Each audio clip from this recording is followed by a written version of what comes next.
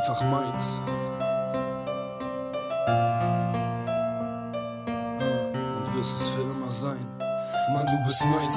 Und in jeder Zeile, die ich schreibe, sticht dein Name hervor. Du bist gekommen, um zu bleiben, du bist meins. Und lässt mich ganz sicher nie allein, denn nur wegen dir habe ich angefangen, Gedichte zu schreiben. Denn du bist meins, ich meine die Melodie, die dir gerade zeigt, dass der Typ noch viel mehr kann, als nur ein paar Worte zusammen zu reiben. Einfach meins. Wir haben uns gesucht und gefunden, haben geliebt und gelacht und geweint in so vielen Stunden. Zähle Sekunden, Minuten, Stunden, Tage, Wochen und Jahre. Die ganze Zeit, in der ich froh bin, dich bei mir zu haben. Auch wenn der Weg oft ziemlich einsam ist, stehst du mir immer zur Seite und begleitest mich. Selbst wenn ich mal scheiße bin, bist du der Grund, dass meine Worte mit der Zeit reifer klingen. Und dass ich mich besser erklären kann, wenn ich es einfach spitte. Mit dir zusammen Nächte mit Whisky vollgeschüttet, damit unser Kopf einmal atmen kann. Er drohte zu ersticken, das Herz ist sowieso gefickt gewesen. Also gab's genug Stoff zu schreiben aus meinem kaputten Leben. Ein Blatt ist da, um es mit Wahrheit zu beschriften. Das sind alle Szenen aus meinem Leben und ich werde sie nie vergessen. Nachts davon gefesselt werde ich wach mit Schweiß gebadet. Doch versuche ich was zu sagen, doch dann fehlte mir der Atem. Hab auf so viel tausend Fragen eine Antwort bekommen, doch eine fehlt